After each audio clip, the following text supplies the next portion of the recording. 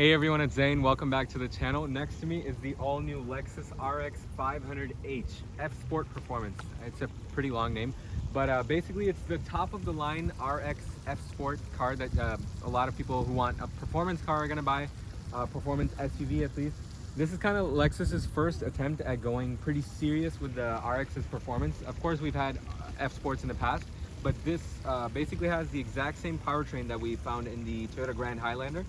366 horsepower, 400 pound-feet of torque from this 2.4 liter turbocharged four-cylinder. It's paired with their hybrid system, but instead of a CVT, actually, it has a 6-speed automatic, which is interesting. I mean, I would prefer it with like an 8 or 10 speed, but I'm sure with everything that they had to package on this older platform, a 6-speed is probably all they could fit in there, to be very honest. So anyways, in the styling, we've already reviewed the RX350 F-Sport, so it's kind of the same thing, but I believe these are all custom to the F-Sport Performance, these bottom bumper surrounds. Otherwise, same grille, same new Lexus badge that's getting bigger, very stylish looking. LED headlights, of course, LED taillights in the back. Over here, I really love these matte finish black wheels, so stylish. They really fit the character, especially with the black car. And you do have these painted brake calipers, which is really nice because normally Lexus doesn't paint any sort of brake caliper except for more of their serious models. Anyways, coming onto the side, the silhouette, everything's pretty much the same, but because this is the F-Sport, you're gonna get these chrome details all basically blacked out, or not fully blacked out, but like tinted in a dark way. It looks like darker chrome, which is very stylish. In the back, you get these two little surrounds. They kind of remind me of a little bit of like the LFA, how they had those vents, but obviously it's not anything nearly as serious, so it's just a nice touch. It says 500H over here and Direct 4, meaning all-wheel drive. So one of the interesting things about this RX500 with the Direct 4 is that you get the more powerful electric motor supporting the rear axle. So it kind of is more rear biased. It's not exactly front wheel drive biased, which is great. And in the interior, of course, this one is your black interior. I believe you can only get a red interior or a black interior for this one. So these are your only two choices. It has nice white contrast stitching, pretty standard black interior. Nothing really too crazy, but I guess my favorite touch about it, besides those F-Sport seats, is the way the door panel is done, the top part. It has Mark Levinson sound system as well, so you got one speaker over there, and then you got this really nice diamond stitching. So stylish. So anyways, let's go ahead and sit inside. Let's check out some of the features of this all-new Lexus RX. Okay, so one of the first things that you notice as you get into the RX is that the getting in, like your the accessibility and everything is very easy. No matter if you're short or tall, it's just the perfect height. It's not too high off the ground and too low. So you just get in very normally, just like you would in another Lexus product. Nothing different regarding that. Really nice RX floor mats over here. I believe this is only for the F-Sport. Very stylish looking. And then just the fit and finish and build quality is really, really good in this thing. No rattle anywhere, nothing squeaks. Everything is so solidly placed, just as you would expect from Lexus. We just reviewed the TX, so this is basically the very, very similar type of UI system and everything to that car, except the center gauge display over here in front of you is a bit different. It's not the newest one like you would get in the TX, which is bigger, but it's like the RZ. It's not the end of the world if you're not gonna really focus on that. Anyways, the main thing about Lexus products is that all their infotainment system and everything, all their settings are normally done from the center display and not from your gauge cluster. So there's not really anything customizable for you to look at over there anyways, but there's a nice heads-up display that's pretty big. It shows you your speed limit, stuff like that. So one of the really nice things at this top of the line model is that we do have the panoramic roof over here as well, looking great. And just the overall fit and finish and quality is just what you would expect from Lexus. Everything is very nicely put together. Headrest is nice and comfy as well. And the seats, they hug you pretty, you know, cozily in this thing. So that's good. Another feature that I always like mentioning is the parking assist features. So you get this camera angle that can show you the car around you just like that. And of course, when you're on the road, it changes to many different views as well. Let me sit behind myself real quick. I'm 6'3". This is about how I would sit in the car. Let's go ahead and sit back there. Alright, so behind myself, I remember this in the RX350 as well. Not the craziest amount of room, to be honest.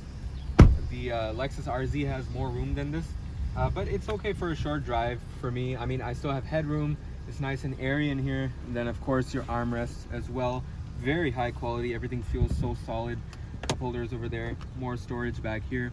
Nicely done. We also have climate control. We have heated and ventilated seats in the back, which I've never seen before in the RX, which is great. So anyways, the rest of the stuff we'll cover on the drive. Okay, so same gear selector as your TX. We just put that into drive and start up. And the thing is, because it's electric, it switches between, because it's hybridized, it switches in between your engine and electric motor power very, very smoothly. Super similar to the Grand Highlander, pretty much the exact same powertrain. We reviewed that a couple of months back. I thought the car's powertrain was great, very sophisticated and everything. So let's see how it works in the RX500.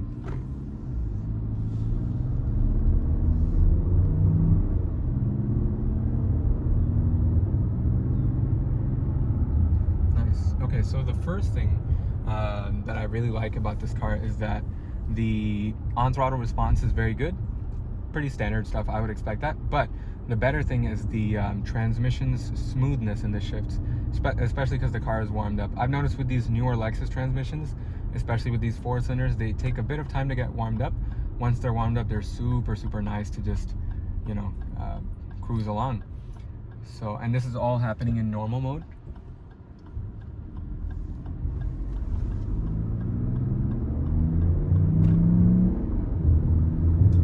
Because it's the F-Sport, it does have your pumped in noise a little bit on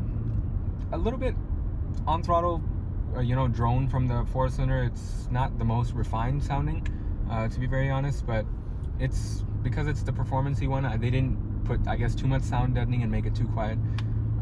But if it does have that pumped in sound, which is pretty subtle, they should have tuned it in a way where it sounds a bit more, you know, refined and smooth.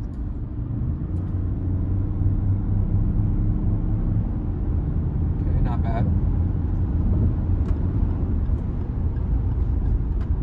Handling wise, I mean, it's very tight. This has adaptive variable steering suspension.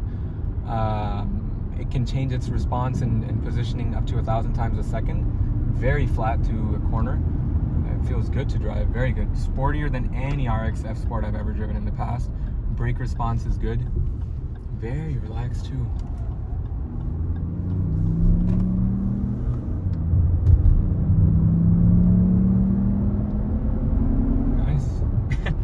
It's good.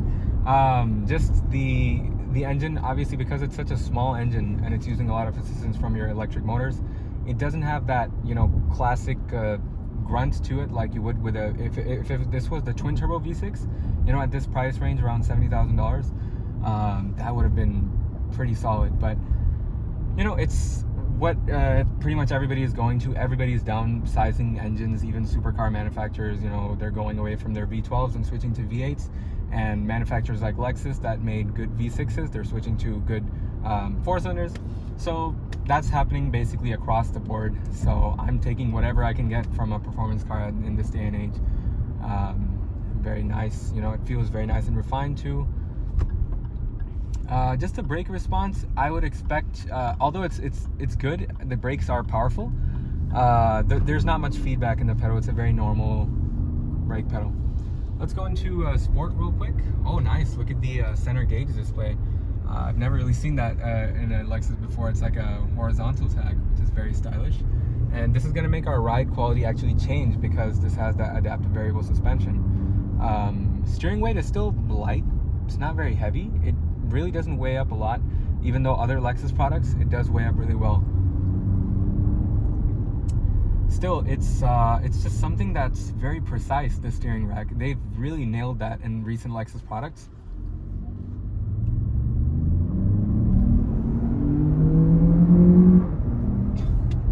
Good, it has good mid-range torque, but it kind of falls off at the top RPM, right around 5,000 or 6,000 RPM. It's not as punchy. It's good though, it's responsive. It's, like I said once again, the Lexus RX has never ever been a sports SUV, and this is the closest it's ever been to being a sporty SUV. And I'm sure a lot of the buyers are still going to go for the 350, you know, and spec it out and stuff, because not many Lexus buyers are going to buy something as stiff and serious as this. But for you and I mean, for car enthusiasts, this is a good new choice. It's comparable to cars like the Acura MDX Type S, which is also like $75,000. Cornering is really nice in this thing. It's got tons of power. I mean, 400 pound-feet of torque is no joke, but it still does come on in a smoother way. It's not like it's gonna thrust you back and you're gonna go insane. It's good, it's punchy. I believe the 0 to 60 time, if somebody were to hammer this is a brand new car and we're going easy on it, because it's under braking period, it's 0 to 60 time would be around 5 seconds flat, right around there. For a big car, you know, it's probably 4,700 pounds, 4,800 pounds, so solid. All right, so overall the time with this RX500H has been pretty interesting, honestly. I mean, there's a lot of good things going for the car that I really like, but there's also several things that I would suggest for them to change. The torque curve of the car, not a lot of Lexus consumers are going to care too much about that, but it's not the smoothest, so the power is not consistent in the RPM. So when you're going fast, it's not the most consistent flow. Random thing, something that matters a lot more to the Lexus buyer that I didn't show you in this video is the trunk space. I'm gonna just show it to you again. We've shown it in the RX350. Once again, special thanks to Art Cool at McGrath Lexus of Westmont for providing this RX500H for us today.